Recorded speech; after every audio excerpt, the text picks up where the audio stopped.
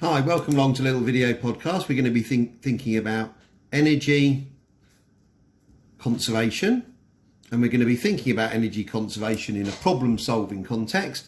And we're going to be thinking about the use of kinetic energy, which is a half mv squared, and relating that to potential energy, which is mgh. So we're just going to have a quick check-in with both those equations, and we make sure where we're coming from with those before we start using this as a problem-solving tool. So if we start off with kinetic energy, what do we know about kinetic energy? Kinetic energy is the property of a moving object, and anything that's in motion relative to us, we imagine it having kinetic energy, and that's because we would need to do a certain amount of work to get it in motion. So if we can imagine a stationary car, we burn petrol in the engine, and that petrol's energy is converted into kinetic energy, and the wheels do work on the road to get it moving. So we're just going to do a couple of straightforward questions, hopefully, just to kind of get you up to speed. So first of all, let's say we'll imagine our car, nice light car, has a mass of about 800 kg, and we're going to say that it's going to be moving down the road. Let's go kind of nice and slowly at about 10 meters per second, just keeping the number simple to start with. So just pause the video and just check that you can work out how much kinetic energy the car has now got. Right, you did do it, didn't you? Good. You can tell me the answer. Excellent. So we'll just confirm that. So we've got a half times 800 times 10 squared. 10 squared is 100. So we've got 400 times 100, which is 40,000 joules, which is also 40 kilojoules, kilo being 10 to the 3. Or we could write 40 times 10 to the 3, because that's another way of representing those three zeros. Good. Sure you had no problem with that. Let's have a look at a similar question the other way around. Kinetic energy is for a similar car. Maybe it's got a kinetic energy of 50 kilojoules. We'll make the mass of the car now 500 kilograms, and we want to know how fast would the car be going if it had that much kinetic energy. So again, what we're going to do is we're going to substitute in the numbers, and then we're going to rearrange. So we're going to allow for that k, that 10 to the 3. So we've got 50,000 equals a half times 500 times v squared. So we could do something complicated and try and move that over, but actually what I think will be easier in this case is just to do half of 500, which is 250 v squared. And now the general rule with equations is you can do whatever you like as long as you do exactly the same to both sides. So what we've got to do is divide both sides by 250.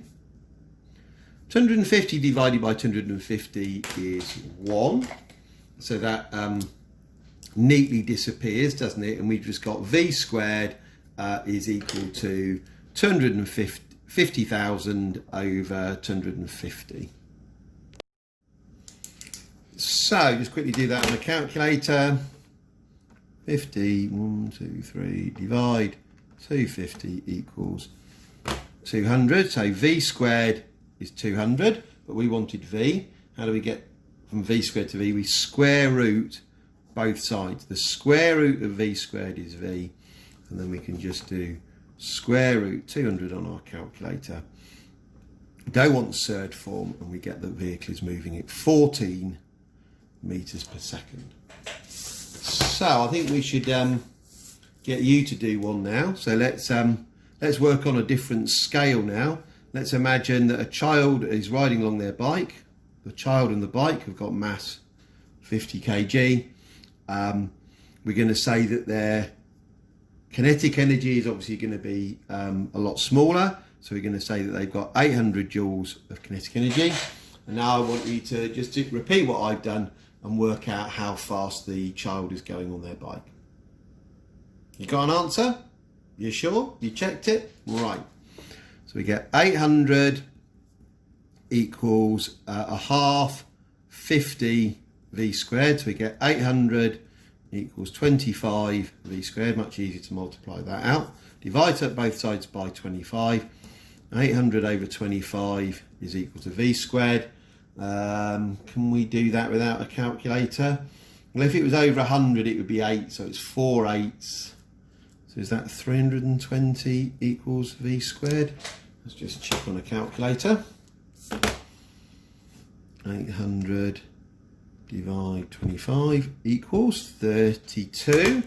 Didn't need the 0, oops. So v is the square root of 32. So square root 32 equals, okay, and we're going to round that to significant figures, 5.7 meters per second. Good. So you're hopefully now reasonably competent with the kinetic energy equation. At some point we'll try and explain why it's v squared, but we're just trying to get you so you can use the basics at the moment. The other equation was the potential energy equation. Let's have a pause and look at that before we go any further. The potential energy equation is actually just an application, a specific instance of the work done equation, isn't it? Because work done is force times distance, mg is weight, so it's force, and h is distance. So we know much more about where this equation came from. I'm not going to bother getting you to work out the potential energy gained when something moves up a small height, because I think that you're already able to do that. We kind of did that at the beginning when we did the work done equations. We can, however, have another quick go at making sure we can rearrange for another variable. So let's imagine that we have an object, has a mass, I don't know, maybe it's a cyclist on their bike, of 100 kg, and they're going to gain a potential energy of, well, let's go for kind of a really big energy, 300,000 joules, 300 kilojoules. And we want to know how much height would they need to gain to have that much energy. So we've got 300 times 10 to the 3, because the k is killer, is equal to their mass, which is 100, times 9.81. Now, I have seen students kind of muck this bit up. M is mass in kilograms, mg gives us weight, and I've seen students take the 100 times by 9.81 and then times by 9.81 again, and that would be wrong, because all we've got to do is multiply it by once to convert the mass in kilograms to the weight in newtons, times by h, which is our unknown. We're going to stick to our principle of multiplying out before we rearrange, so we get 9.81 times 100, you can do it on a calculator if you're not sure, is 981. H, so H is equal to 300 times 10 to the 3 over 9.81. So, just going to show you on the calculator, I think this is important. You see I've used the fraction button there, hopefully you can see. And then on the top, I'm going to put 300x3. I think at school, a lot of you are discouraged from using this button. We're going to make a lot of use of it when we use to the power of 10. And then on the bottom, we need our 981. Okay, so the cyclist has gained a height of 305 meters. I think we can round that to 310 meters to two significant figures. Going back here, that actually should be 981, not 9.81. So let's give you an example to do. Again, we'll try and make the numbers a little bit different. So there's a big mountain in Wales, and it's kind of hollowed out. It was hollowed out by a slate man, and what they do is that at night, when all the nuclear power stations are generating electricity and no one really wants it, it's pumped up the hill and this fills with water. And then during the day, it's allowed, when we need it, to fall back down through a turbine, and it generates electricity really rapidly, just when we need it. We can have a go at, so let's say that in 1 second that the energy transformed, if my memory serves me right, is 2 times 10 to the 9 joules of energy. Okay, so 2 billion joules of energy are transformed in 1 second. Let's have the height of the mountain as 250 meters, and we're going to calculate, or you're going to calculate from this equation, what mass of water must be allowed to flow down through this mountain to generate that many joules of energy. So get your calculator out, get writing, get an answer, pause the video. Okay, so what's the answer? So we do 2 times 10 to the 9 equals m times 9.81 times 250. Now you could rearrange that algebraically if you want, but I'm trying to stick to one principle at the moment. So I need to do 9.81 times 250 equals, so that's m times 2452.5. We mustn't round our numbers before we get to the end. That's really important. This mustn't be an approximation. So we divide both sides by 2452.5. We get 2 times 10 to the 9 over 2452.5. Okay. If I was a clever physics teacher, I'd probably have used the store function, but never mind. Let's keep it simple for the moment in terms of what functions you need on your calculator. Okay, so we end up with a lot of water, don't we? So that's 81,815,495. Now in it, that kind of needs rounding back, doesn't it? I think we're going to round again to 2 significant figures. So that's 820,000. So that's 820 tons or 820 cubic meters of water would need to fall down through our mountain. So a useful button here, see the eng button? And that you can see it's saying 815 times 10 to the 3. I've rounded that out to 820. Right, but we're going to move on and we're going to make this more of a kind of problem solving tool. We might reasonably ask ourselves the question, and I'll do one again and then you can do an example. If we have a block, it's not moving, and the block has mass 8 kg, and we're going to let it fall a distance of 5 meters, and we're going to ask how fast would it fall if it'd be falling if it had fallen 5 meters. Now, one of the things to think about here, and we're going to come back to this, is would it have been any different if I'd said 2 kilograms? Because that's kind of a really fundamental physics point.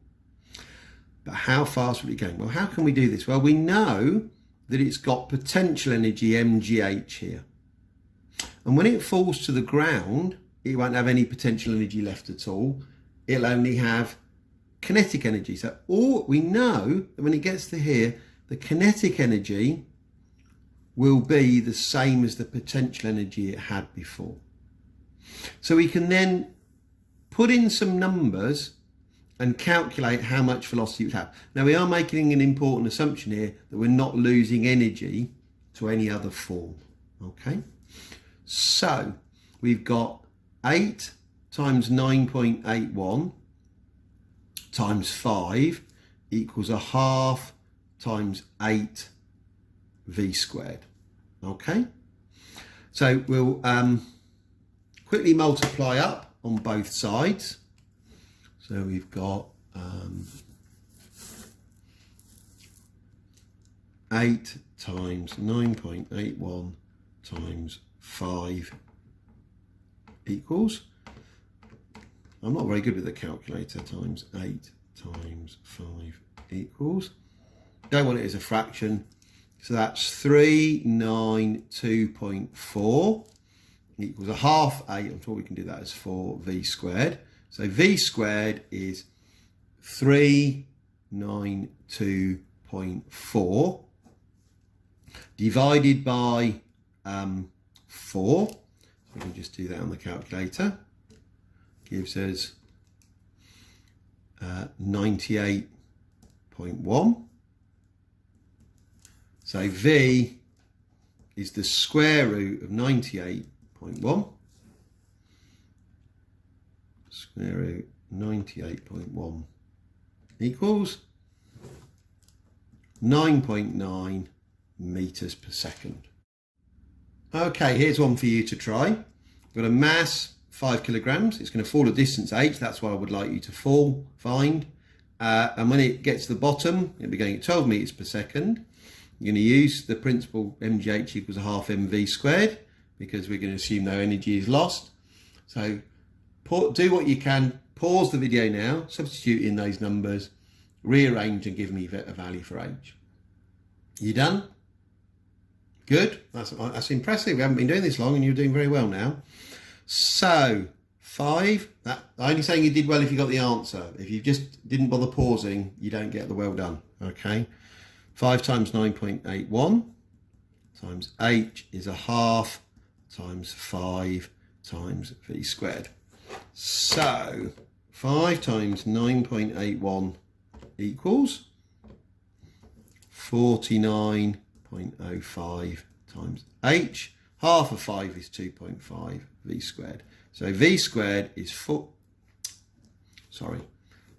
half of 5, and we do know what v is. V is 12 squared. So we've got 49.05 h is equal to 0.5 times 5 times 12 squared. So again, put that in a calculator. 0.5 times 5 times 12 squared equals 360 joules. So h is 360 divided by 49.05.